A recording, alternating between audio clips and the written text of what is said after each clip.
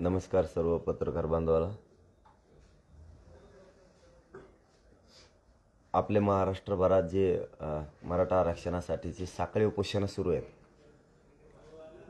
सगळ्या बांधवांना विनंती आहे की सध्या आपल्याला 20 जानेवारीची जाण्याची तयारी करायची असल्यामुळं खूप फोन यायला लागलेत दिवसभर साखळी उपोषणाचं हे काय म्हणून. तर सगळ्यांना विनंती आहे, आंतरवाली इथलं साखळी उपोषण हे कायमस्वरूपी सुरू राहणार आहे.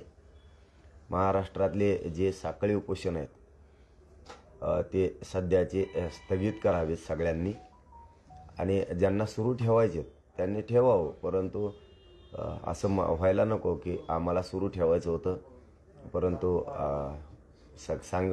आमच्याकडून सांगण्यात आल्यामुळं आम्ही ते स्थगित केलं. ज्यांना सुरू ठेवायचे ते ठेवू शकता, परंतु महाराष्ट्रातले सगळेच साखळी उपोषणं, आमरण उपोषणं स्थगित करावेत. कारण आपल्याला तयारी करायची मुंबईला 20 जानेवारीला निघण्याची. त्यामुळं हा एक मुद्दा झाला. आणि दुसरा की आंतरवालीतलं मात्र सुरू राहणार आहे. आपल्याला आता सगळी बघण्याची तयारी सुरू झाली.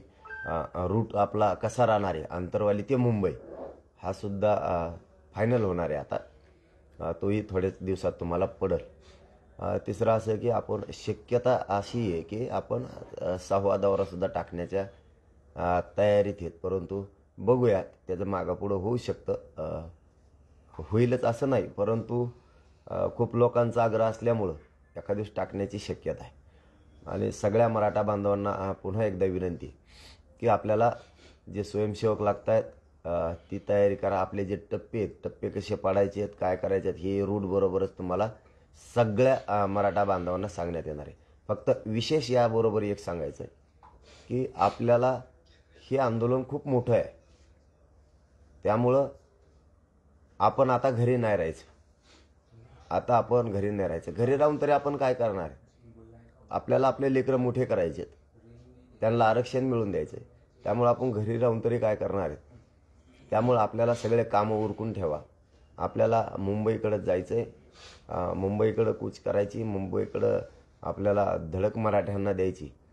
देशात असा शांततेचा कार्यक्रम देशात कधी झाला नसेल. इतक्या ताकदीनं मराठ्यांनी तयारी करायची, शांततेत जाण्याची. मिळेल त्या वाहनानं ती वाहनं घेऊन यायच्यात. आपल्या त्यामध्ये सगळ्या वस्तू ठेवायच्यात. काय काय वस्तू ठेवायच्यात हे तुम्ही ठरवा. आम्ही सांगणार आहेत तुम्हाला जाहीरपणानं की तुमची टीममध्ये या गाड्या आणि हे लोक, हा रूट, मुक्कामाची व्यवस्था जे असेल ते सगळं तुम्हाला क्लिअरपणानं सांगितलं जाणार आहे.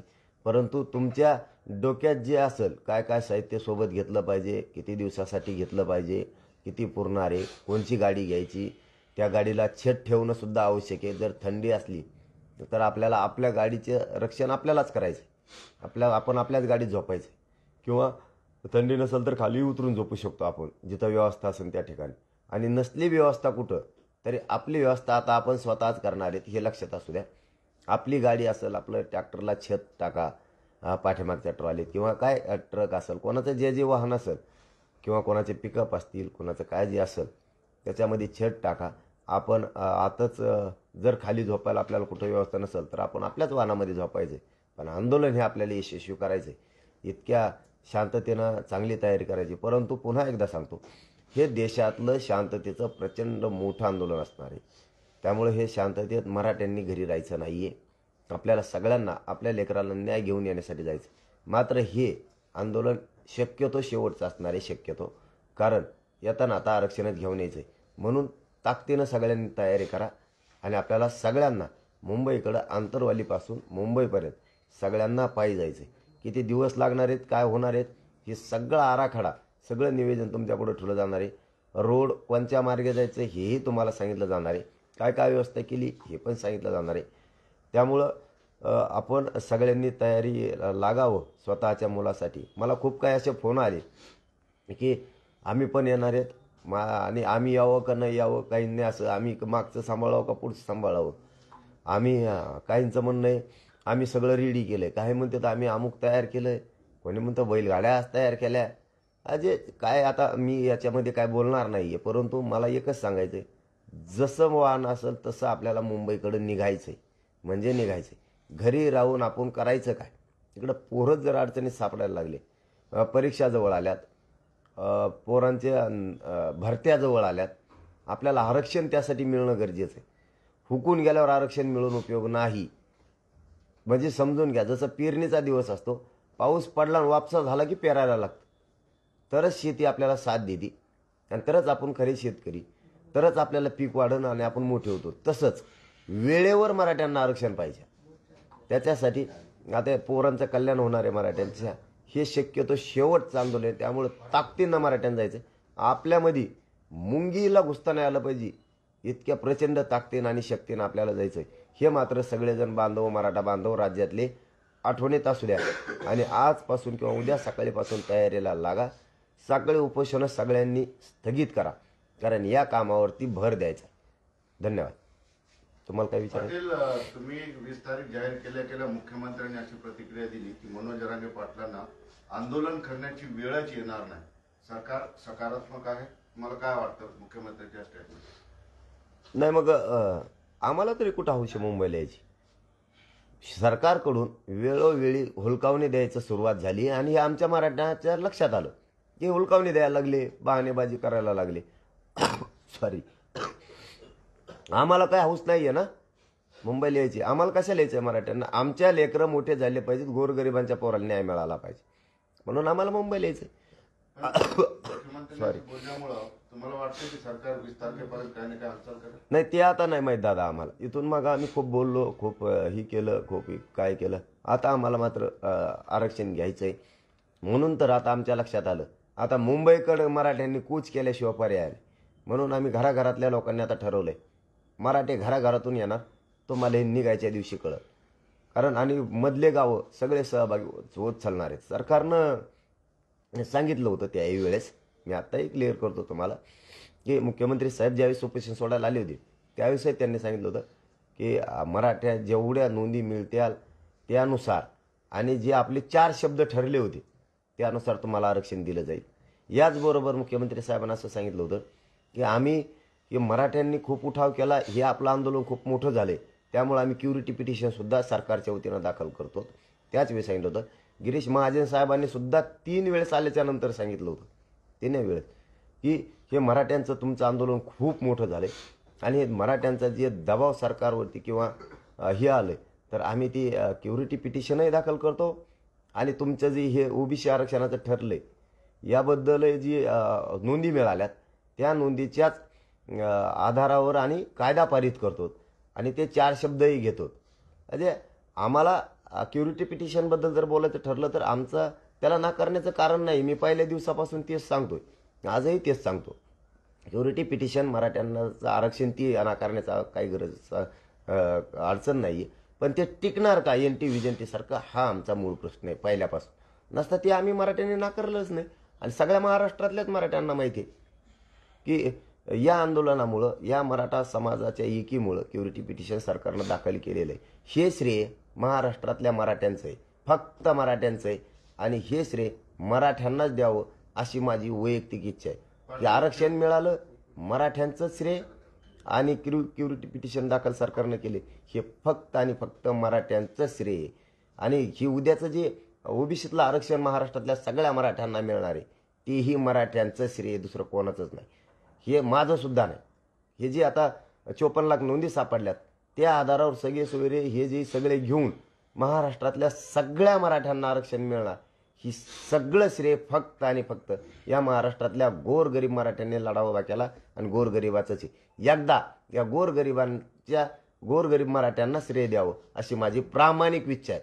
तुम्ही मी आपल्या स्वार्थासाठी म्हणण्यापेक्षा गोरगरीब मराठी खूप उपाशी तापाशी लढले, स्वतःचे बारीक बारीक लेकरं घेऊन. हे श्रेय त्या गोरगरीब मराठ्यांचं आणि मोठ्या मनानं आम्ही गोरगरीब सगळ्या मराठ्यांना हे श्रेय देणार आहे. पण क्युरिटी बद्दल तुम्ही नाकारत आहे, ते सुद्धा मिळालं तर त्याचं स्वागत करताय, पण शंका सुद्धा व्यक्त करताय का ते टिकणार आहे? पण सुप्रीम कोर्टात जर समजा आता आरक्षणाला मान्यता मिळाली तर ते पुढे चालू होणार नाही, ते टिकणारच असेल असं जाणकारांचं म्हणणं आहे. मग आमचं म्हणणं काय, ते ओपन कोर्टात गेलं तर टिकतंय. तुम्ही त्याची जर हिअरिंग झाली बेंच समोर चेंबरमध्ये तर ते अहवाल वाचण्यात येणार नाही. गायकवाड कमिशनच्या अहवालामध्ये ज्या काय त्रुटी होत्या त्या भोसले साहेबाच्या समितीनं भरून काढल्या. मग आता क्युरिटी पिटिशनच्या माध्यमातून ओपन कोर्टात गेलं तर ते वाचलं जाणार आहे. ते जर गेलं नाही तर ही उपचारात्मक याची काय मग चेंबरमध्ये हे फक्त निकालच वाचला जाणार आणि जशाल तसं राहील. मग ते ओपन कोर्टात जर गेलं तर गायकवाड साहेबांनी जो अहवाल दिला तोही वाचण्यात येणार आहे. ज्या त्रुटी आहेत त्या ज्या भरून काढल्यात भोसले साहेबाच्या समितीनं तेही वाचण्यात येणार आणि मग मात्र मराठा 100% मग मराठ्यांना न्याय मिळू शकतो. आम्ही ते नाकारलेलं नाही, पण ते एंटी व्हिजिलिटीसारखं टिकलं पाहिजे. कारण इंदिरा साहनी जजमेंट सांगतं की 50%च्या वर गेल्यावर टिकणार नाही. म्हणून तिथं शंका आहे. म्हणून आमचं म्हणणं प्रत्येक वेळेस हे की मराठ्यांच्या जर नोंदी सापडल्यात तर आता कशाला मराठा आणि कुणबी एके सिद्ध झाले. एक शासन निर्णय करा आणि महाराष्ट्रातल्या सगळ्या समाजाला आरक्षण द्या. या भूमिकेवरती आम्ही येतो. बरं, तुम्ही गेल्या काही महिन्यापासून चार शब्द असं वारंवार उल्लेख करताय. मात्र ते 4 शब्द नेमके कोणते आहेत हे सांगत नाही. कुठले 4 शब्द आहेत जे तुम्ही सरकारकडनं अपेक्षित आहेत तुमचे? आता 3 त्याच्यातले ओपन झालेले त्यामुळे सांगतो की पहिला असं झालेलं आहे की ज्याची नोंद सापडली ज्या सालापासून त्याच्या सर्व परिवाराला आरक्षण द्यायचं. सगळ्या परिवाराला त्याचा जो त्या सालापासून असेल त्याला. त्याच्यानंतर संबंधित नातेवाईक दुसरा शब्द आहे. त्याच नोंदीच्या आधारावर त्यांना द्यायचं. तिसरा शब्द आहे सर्व रक्ताचे सगळे सोयरे यांना द्यायचं असं ठरलेलं आहे. एक शब्द जरा थोड्या दिवसांनी सांगतो. काय अडचण काय मराठा समाजाला कळू द्या ना की मराठा समाजाला माहिती आहे. मराठा समाजाला ऐकत नाही. दादासाहेब मराठा समाजाला ते शब्द माहिती. तर काहींना थोडं खूप दुःख होतं त्याच्यामुळं ते थोडंसं हे करतो. त्यांचं खूप दुःख होतं. मराठ्याच्या बाबतीत काय असलं की दुःख होतं. बदाच दानवे असं म्हणाले की ओबीसीतून आरक्षणामधून वाट्याला काहीच येणार नाही. आता कसं काय येणार नाही आम्हाला नाही. आता 54 लाख लोकांनी ते घेतलंय आतापर्यंत. गोरगरिबाचं कल्याण झालं. आता त्यांचा परिवार ऍड करायचा राहिला लाभ घ्यायचा.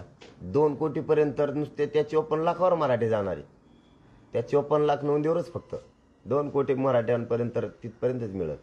त्यांचा एकूण हिशोब जर लावला आता एका नोंदीवरती जालन्यात 70 लोकांना लाभ मिळाला. एका त्याच्या परिवारात तेवढे लोक निघाले.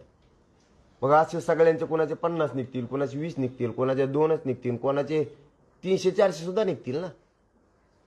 याचा आता आकडा जोडता येत नाहीये. ह्यो प्रॉब्लेम आहे आमचा. आता एक बोलताना मोगाशी निवेदन करताना एक माझ्याकडून राहून गेलं. ते एक महत्त्वाचं मुख्यमंत्री साहेब एकनाथ शिंदे साहेबांना उपमुख्यमंत्री फडणवीस साहेबांना एक विनंती आहे की जे 2 दिवसापासून मागासवर्ग आयोगाने काम सुरू केले ते त्यांना थोडं स्पीडनं ते काम वाढवायला लावा. कारण अगोदर सांगितलं होतं मुख्यमंत्री साहेबांना की ह्या 2 दिवसातच मागासवर्ग आयोग काम करायला सुरू करत. ते म्हणलेल्या शब्दाप्रमाणे त्यांनी ते सुरू केले आणि मराठा समाजसुद्धा बघतोय. ओबीसी आयोगानं काम सुरू केलं यात काही नाही. पण थोडंसं त्यांनी स्पीडनं करावं. कारण परत मागच्यासारखं होऊ नये. त्या समितीसारखं की काम केलं आणि काहींनी केलं नाही मग वेळच नाही मिळाला आणखीनच द्या ह्या भानगडीत पडू नका. याचबरोबर आमचा महत्त्वाचा एक दुसरा विषय राहिला आहे की या मंगळवार बुधवारपर्यंत समिती मराठवाड्यात पुन्हा काम करील. शिंदे साहेबाची समिती. कारण नोंदी शोधण्यासाठी आणि हैदराबाद संस्थांमधून सुद्धा निजामकालीन नोंदी आणण्यासाठी तातडीनं काम करत. मला वाटतं ती उद्यापासून किंवा परवापासून अभ्यासक जास्तीचे घेऊन त्यांना युद्ध पातळीवर काम करायला लावा. कारण इथं लाखांना नोंदी आहेत मराठवाड्यात पण. परंतु काही अधिकाऱ्यांना जाती भेद केल्यामुळं त्यांनी निरंक म्हणून अहवाल दिलेला आहे. समितीनं स्वतःहून अभ्यासकं घेऊन प्रत्येक जिल्ह्यात मराठवाड्यातले हे पिंजून काढायला लावा. प्रचंड नोंदी सापडतील. आणि हैदराबाद संस्थांमधून ज्या निजामकालीन नोंदी आहेत त्या आणण्यासाठी सुद्धा समिती आणखीन गेलेली नाही. या बुधवारच्या आत त्यांनी जावं आणि ते काम सुरू करावं. समितीनं पुन्हा एकदा लाखांना नोंदी आणखीन सापडणार आहेत. मराठवाड्यासह पुन्हा राज्यात सुद्धा समितीनं नोंदी शोधायचं काम करावं.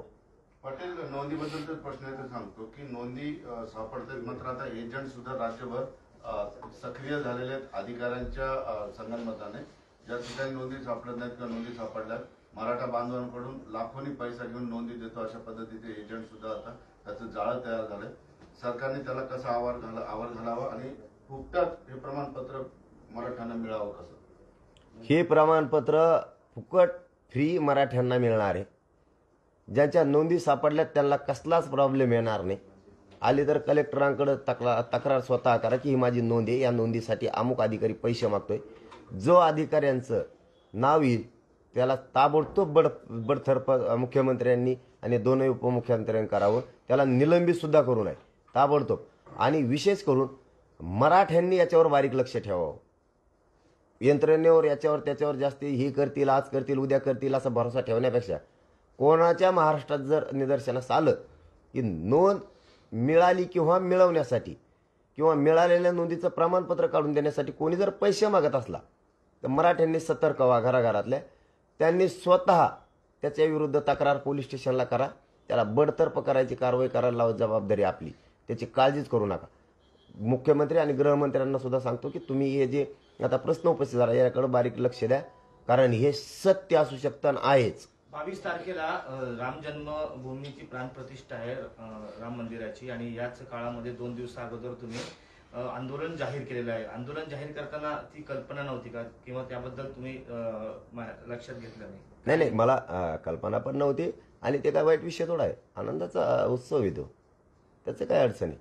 चांगला विषय आहे ना, होतोय म्हणजे काय, आम्ही पण संस्कृतीला मानतोच ना. तो आनंदाचा विषय, त्याच्याबद्दलचं काही दुमत नाही आणि असण्याचं काही कारण पण नाही. पण हे आंदोलन आधीपासून सुरू असल्यामुळं हे सलग पुढं सुरू ठेवण्यात आलेलं आहे. 18 तारखेला मुंबईमध्ये त्यांनी 144 लागू केले, म्हणून आम्ही 20 तारीख धरलेली, कारण आम्हाला तारीख धरायचीच होती. कारण हे आंदोलन काय हे म्हणजे हे जोडता येणार नाही. 22 तारीख आणि 20 तारीख ही अजिबात जोडता येणार नाही. कारण आमचं इकडचं सुरू आहे आंदोलन हे 4 महिन्यापासून, आणि हे लगातार टप्प्याटप्प्यात सुरू आहे. आता फक्त आम्हाला वेळ पाहिजे होता. हे आंदोलन मोठं आहे, आंदोलन फसू द्यायचं नाही, आंदोलन मोडीत निघू द्यायचं नाही, म्हणून आम्हाला वेळ लागतोय. कारण तिथं गेलं आणि उगाच लाखाने मराठी मागं येत आणि मग उगाच बॉम्ब लायचं आणि बावचाळ्यानं कुंकडं पळायचं, चला रे उद्या सकाळी 2 दिवसात पोराला माघारी यायला लागलं. हे यामुळं आम्हाला वेळ लागतोय आणि या हिशोबानं ते केलेलं आहे. वेळ पडला तर तुम्ही थोडं 2 दिवस पुढे आंदोलन करू शकता. काय समज? एकीकडे तुम्ही सांगता संस्कृती, नेहमीच तुम्ही संस्कृती. अहो मग त्याचा याचा काय समज, असं काय करता? त्याचा काय समज? तो संस्कृतीचा भाग आहे, ते आनंदाचाच दिवस आहे, ती सगळ्या देशवासियांसाठी आनंद आहे. याचा अर्थ हे चाललेलं आंदोलन म्हणजे ही जनता देवालाच वाटतं ना कल्याण व्हावं जनतेचं म्हणून, आणि त्यासाठी निघतोय आम्ही. तुम्ही आता बोलताना असं म्हटलं की काही जिल्ह्यांमध्ये अधिकाऱ्यांनी जातीभेद केला, त्यामुळे निरंक अहवाल दिले. ते कुठले जिल्हे आहेत एवढंच फक्त सांगा. मला नायगावचं पण माहिती आहे आणि गेवराईत पण अगोदर दिला होता असं गेवराईच्या लोकांनी सांगितलं होतं. असंच मला नायगावच्याच लोकांनी सांगितलेलं आहे. मी काय प्रत्यक्ष तिथे गेलेलो नाही, निरंक म्हणून दिला. आणि त्यानंतर त्या लोकांनी अभ्यासकामार्फत शोधायला सुरुवात केली तर एकाच गावात 47 नोंदी सापडल्या होत्या, एकाच गावात. मग निरंक तालुक्याचा अहवाल दिला कसा? गेवराईत पण असंच झालं होतं. अगोदर लेखी अहवाल आहे गेवराईचा. तर मला तिथल्या कार्यकर्त्यांनी सांगितलं होतं वेळेप्रसंगी मी त्यांना उभा करू शकतो की यांनी निरंक म्हणून अहवाल दिला. त्याच्यानंतर जवळपास 64 गावात नोंदी सापडल्या. असे खूप प्रकार झालेले आहेत राज्यात. मुंबईच्या आझाद मैदानावर जरांगे उपोषण करण्यावर ठाम आहेत, तर आरक्षण देण्यासाठी सरकार पूर्ण शक्तीने काम करते असं उपमुख्यमंत्री देवेंद्र फडणवीस म्हणाले. नाही, मग तुम्ही काम करताय, आम्ही आमचं काम करतोय. आम्ही काय काम नाही करीत काय, आमचं काम चालूच आहे. निघालं मुंबईला कडं, आणि आझाद मैदान, शिवाजी पार्क, बरेच मैदानं लागणार आहेत आम्हाला. ते बघणं चालू आहे. आमच्या सगळ्या टीमा कामाला लागलेल्या आहेत. कोणाला माहीत आहे नाही माहीत नाही आम्हाला. आमच्या सगळ्या टीमा कामाला लागलेल्या आहेत. घोषणा झाली की दुसऱ्या दिवशी सकाळपासूनच. मनोज पाटीलांनी थोडंसं संयमानं घ्यावं असं स्वतः शंभूराजे पाटील बोलत आहेत, शंभूराज देसाई बोलत आहेत. संयमानच चालू आहे ना, आम्ही कुठं काय केलंय? संयमानच चालू आहे. तुम्हीच आम्हाला लवकर न्याय द्यायनात म्हणून जनतेला तुम्ही वेटीच नका धरू. आमचीच तुम्हाला विनंती. किती दिवस या समाजानं दशकं फक्त आंदोलनच करायचे आणि पोरं बरबाद व्हायला लागलेत. किती दिवस आता आम्हीच संयम धरायचा? उलट मला वाटतं जेवढे सत्ताधारी पक्षातले मंत्री महोदय आहेत आणि जेवढे आमदार खासदार मंत्री आहेत यांनीच उलट म्हणायला पाहिजे की उगाच आता आपण विठी जनतेला धरू नये. ही दशकापासूनचा प्रश्न एकदा सगळेजण एकत्र येऊन ही मार्ग काढा. आमची याचबरोबर दुसरी विनंती आहे की आता सगळ्या पक्षातल्या मराठ्यांच्या मंत्र्यांना, आमदारांना, खासदारांना पोरांच्या पाठीशी ताकदीनं उभा राहावं. प्रत्यक्ष तुम्ही आताच ही वेळ आहे, नसता तुम्ही नाही उभा राहिले तर मराठी तुम्हाला दारात मात्र उभा करणार नाहीत. तुम्हाला तुमचे 4-2 जण मोठे केले त्यांच्याच दारात जायचं आणि तिथंच झोपं जायचं तुम्ही आता आणि तुमच्या घरी. इकडं मराठ्यांच्या दारात सगळ्याच मंत्र्यांनी, आमदारांनी, खासदारांनी आमच्या गोरगरिबांच्या दाराने यायचं बंद करायचं. तुमचा जो 6वा दौरा आहे तो कधीपासून साधारणपणे सुरू होईल आणि कुठल्या भागामध्ये असेल? ते आपण वेळापत्रक आज आम्ही आता जरा चर्चा करतो आणि मग लक्ष देईन कोणत्या मार्गे करायचे. कारण सध्या काय मैदानं बघितलेत मुंबईचे. सध्या आता आमचं रोडचं काम बघणं सुरू आहे. कोणत्या रस्त्यानं आपल्याला जायचं आहे या टीमा आमच्या गेलेल्या आहेत. फक्त आता प्रॉब्लेम दौऱ्याचा आहे. तर आता आज प्रत्यक्ष बसून कोणता रूट टाकायचा काय आम्ही सांगतो तुम्हाला. 6वा करणार होईलच वाटतंय पण कारण लोक काय दम खायनात. एखाद वेळेस मध्ये वेळ आहे तर होईल. आणि मलाही समाजात जाऊन जनजागृती करणं, त्यांचा आशीर्वाद घेणं गरजेचं आहे. त्यामुळं मीही जातो. मुंबईमध्ये सभा का त्याच्या आधी सभा होती सगळीकडे? नाही हे वीसच्या नंतर तर काही विषयच नाही ना. 20च्या नंतरचं शेवटचं आंदोलन आहे. इतकं मोठं आंदोलन ते होणार आहे. उपमुख्यमंत्री अजित पवार म्हणाले की काहींनी मुंबईला जायची भूमिका घेतली, थांबायला तयार नाहीत, मात्र आम्ही आरक्षण देण्यासाठी पूर्ण प्रयत्न करतो. हा, काहींनी मुंबईला जायचा निर्णय घेतलाय, पण काहींनी ह्यो सुद्धा निर्णय घेतलाय की महिलांचं नाव मुलाच्या पुढं लावा, मुलगा आई आणि वडील लावा, असंही काहींनी म्हणलंय काल. पण काहींना हे लक्षात आहे ना की आईची जात लावा म्हणतं तर काय दुखत आहे. मुलाच्या समोर आईचं नाव लावा काही जण म्हणतात, कालच म्हणलेत काही जण. काही जणांना हे नाही दिसत की मग आईची जात बी लावली पाहिजे मुलाला आरक्षणाचा लाभ घेण्यासाठी. काहींचं तेव्हा तिथं तोंड उघडत नाही. चलो, धन्यवाद. बरं, पाटील, काल तुम्ही क्रिकेट खेळले, काल विकेट घेताना पाहायला मिळाले. आता कुणाची विकेट घेणार आहे तुम्ही? 20च्या नंतर तुम्हाला सगळ्या विकेटा दिसतील. पण कोण असणार सांगा ना तरी असेल ना. नाही, आता नाव कशाला. मराठा समाजाच्या लक्षात आलंय आमच्या विरोधात कोण कोण मोहीम राबवतंय. मराठ्यांना आरक्षण मिळू नये म्हणून कोण कोण मोहीम राबवतंय हे मराठ्यांना माहिती आहे. आणि जे जे माहीत नाहीत ते नाव मी सांगणारच आहे मराठ्यांना. सॉरी, कोण कोण सहभागी होणार नाहीत, मराठ्यांच्या पोराच्या पाठीशी उभा राहणार नाहीत हेही माहिती आहे. कोणत्या आमदाराला कोण मराठ्यांच्या मोहिमेमध्ये सहभागी होऊ देत नाही हे बी मराठ्यांना माहिती आहे. कोण कोण जाणून बुजून प्रतिनिधी मराठ्यांच्या आरक्षणात, आंदोलनात पोरांच्या पाठीशी उभा नाही राहिलं पाहिजे हे मोहीम राबत आहेत हे माहिती आहे आम्हाला. त्याच्यामुळे मराठ्यांनी मोहीम हातात घेतली. कोणालाच माहीत नाही रस्ते बघायला आमच्या टीमा गेल्यात म्हणून. तशी आमची बी एक दुसरी मोहीम आहे की कोणचा आमदार का करतो, कोणचा मंत्री कोणाच्या माध्यमातून आमच्या लोकांना जवळ करायला लावतो, कोण कोण नाराज हे बघायला लावतो. ते सगळ्या आमचं बी ते सुरू आहे शोधणं. आमदार मंत्र्यांना खरोखरचं मनापासून आमचं आव्हान आहे सगळ्या पक्षात. योग्य वेळ आहे दादा हो. लेकरं खूप अडचणीत आलेत मराठ्यांची. मराठी तर करोडोनं बाहेर पडणारच आहेत, त्यात दुमतच नाही. करोडोनं पडणारच आहेत. पण तुम्ही ही योग्य वेळे तुम्ही ताकदीने सहभागी होऊन सुद्धा आव्हानं करा मुंबईकडे चला म्हणून. आम्ही ते केलंय आणि लोकांनी कामं सुरू बी केले. आमच्या लोकांनी ट्रॅक्टराच्या ट्रालीला छतं बांधायला सुरू केलं. काय काय तर बैलगाड्या घेऊन निघायला लागले, तयाऱ्या करायला लागलेत. आमचं तर सुरू झालं. तुम्हाला इच्छानंतर वेगळंच दिसन रूप आहे. हे देशात असं आंदोलन नसत. हे मराठे देशात असं दाखवून देणार आहेत. असं आंदोलन देशात झालं नव्हतं. इतक्या जे वस्तू तुम्ही वस्तू आडूच शकत नाहीत ते तर लांबच राहिलं. तुम्ही आडविलं. मी गृहमंत्र्यांना विशेष करून फडणवीस साहेबांना सांगतो, ह्या भानगडीत पडून देऊ नका आणि पडू पण नका. आडवलं आणि ट्रॅक्टर घेऊन जाऊ नको, गुन्हे दाखल होते आणि कुठं गाडी घेऊन जाऊ नको. वेगळं वळण सरकारनं देऊ नये ही आमची प्रामाणिक इच्छा आहे. तसं त्यांनी प्रेसच्या माध्यमातून किंवा प्रत्यक्ष सांगून जाहीर करावं की आंदोलक हे शांततेत येणार आहेत आरक्षण घेण्यासाठी, त्यांना त्रास देऊ नका हे तुम्ही स्पष्टपणानं सांगा. कारण लोकांनी तयारी सुरू केल्यात निघायच्या. मराठे निघणार, मराठे येणार, मुंबईकडं कूच करणार, प्रचंड मोठी मराठ्यांची धडक बी असणार. पण हे शांततेचं आंदोलन असं असणार की कोणत्याच बाजूला बसायला तर जागा नसणारच आहे. परत आरक्षण घेतल्याशिवाय ते बी ओबीसीतूनच मराठे मागे सरकत नाही.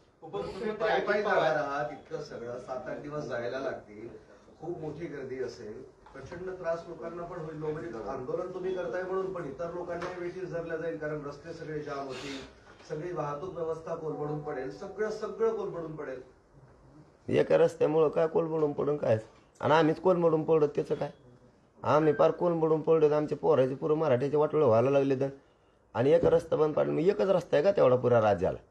आम्हाला जाऊन द्या ना, जायला तर मग जावाच लागेल ना, का वावरावरून जावं मधून, नदीन जावं का पाण्यातून, कुठून तरी आता मग कुठून जावाच लागेल ना.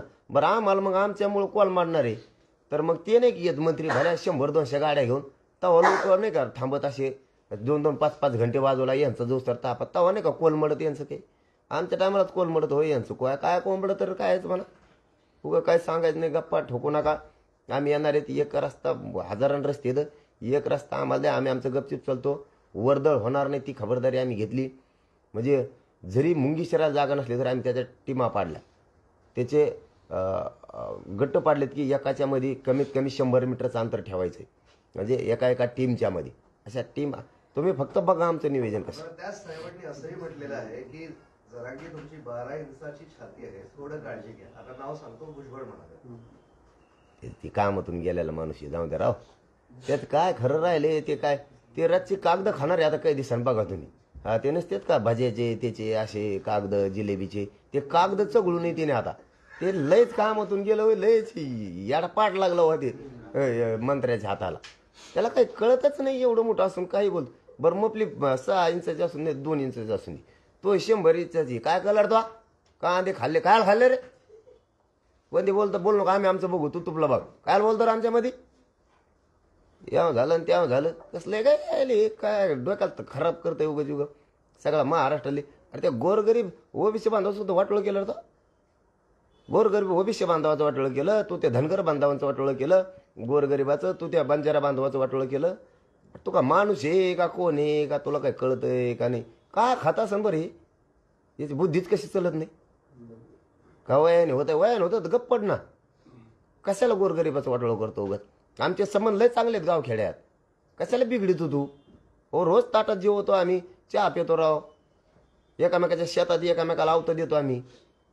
आता पाणी नळ्या द्यायचं सुद्धा काही लोक एकमेकाला बंद करायला लागले, तुला काही कळतंय का नाही. तो राजकीय स्वार्थासाठी कडं बरळ तू उगा आपलं. एक चॅलेंज दिलं तर कम शुकारी ना, कर्म नारकोट चाल. एक तर मी जिवंत समाधी घेतो, जर आपल्याला दारू जरी शिवली असली तरी जन्मल्यापासून आत्तापर्यंत, पण जर नाही काही निघालं ना तुला जीवन समाधी घ्यावं लागेल. शुकार चॅलेंज चाल. उगा बोलत कुंकड बरळवाडी. उपमुख्यमंत्री अजित पवार तुमचं नाव घेण्याचं टाळतात, मात्र तुमच्याबद्दल नकारात्मक नेहमी बोलतात, असं का नेमकं काय होतं. आणि आम्ही कुठं बोल म्हणलं, जसं बोलत तसं बोलून दे. मराठीला लय कळतो, मराठी लय हुशार झाले, आता लय हुशार झाले.